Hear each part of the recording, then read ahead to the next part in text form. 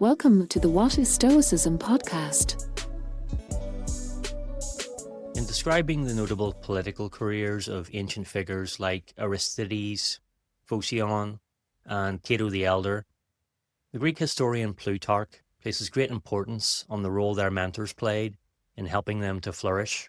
Quote, "Just as ivy intertwines itself with strong trees and climbs upwards with them, so each of these men, while still young and unknown, approached an older man of good reputation, and, being gradually elevated by the older man's authority and increasing in stature by cooperating with him, fixed and rooted himself firmly into political life."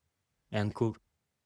Plutarch makes it clear that rather than trying to usurp, depose or outdo their more experienced role models in the hope of greater personal gain, the younger men instead paid respect to those teaching them invaluable lessons. They were like heavenly bodies that reflect the sun, and in honouring their mentors, they further increased their own stature and made themselves radiant too. It's a sound reminder for us today. If we're operating in a competitive environment, or even if we're not, we may see other people as mere obstacles to our own success. We may even feel like we need to climb over those who've helped us get where we are. The more stoic approach, however, is to follow Plutarch's examples and cooperate with our mentors by absorbing their wisdom, showing them gratitude, and helping them when we can. We aren't in competition with our role models. There's room for both of our unique characters to coexist. It's extremely short-sighted, after all, to think that defeating one's mentor is a natural progression. To do so would be to accept that soon someone will inevitably come along who initially looks up to us, but whose only motivation is to put us in our place. As Plutarch says, it's only through being good students that we can hope to be good mentors. Quote, "We must not, in that manner, snatch glory away from our mentors. We must instead receive glory from them, together with their goodwill and friendship, since, as Plato says, people cannot be good leaders unless they have first been good servants." End quote. This idea of gratitude for those who shaped us is echoed centuries later in Marcus Aurelius' Meditations. Book 1 of the work takes a very different format from the other 11.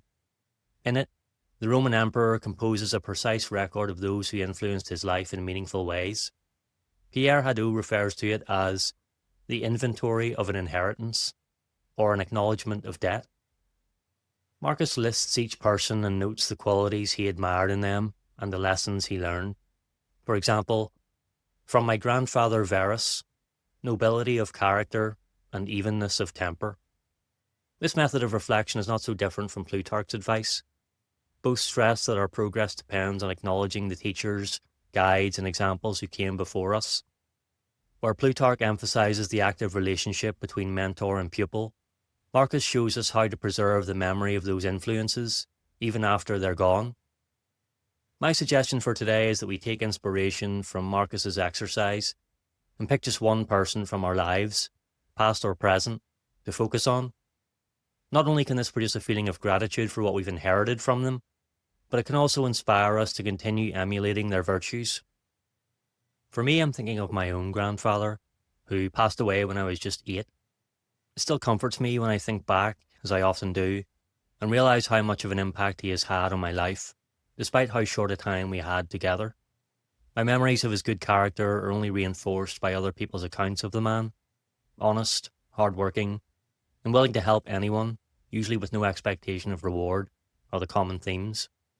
Granda spent the majority of his free time in his garage fixing things. Visitors would come and go to drop off and pick up their broken and repaired machinery, rarely leaving out of pocket, always leaving happy and grateful. I was his constant companion in the small garage. I would pretend to fix things and occasionally be given small tasks to make me feel like I was helping. A good day's work was always rounded off with a cup of hot tea and a contented nap on the sofa. Of course I'm biased, but for me, my grandfather was the embodiment of stoic justice, the fair and kind treatment of others. He had no desire for fame, luxury, or riches, just a genuine love of serving. I acknowledge the debt of his example each day, and hope I can enable his character to continue to exert influence in the living world through my own actions. And so Plutarch and Marcus converge. Whether by reflecting the greatness of a living mentor or by recording the virtues of those who shaped us in the past, we honour them best by carrying their lessons into our own conduct. Gratitude, humility, and service are not weaknesses in a competitive world. They're the very foundations of true strength. So who for you belongs in your inventory of inheritance today? Whose wisdom and example can you carry forward? Not to overshadow them, but to let both their light and yours shine more brightly together.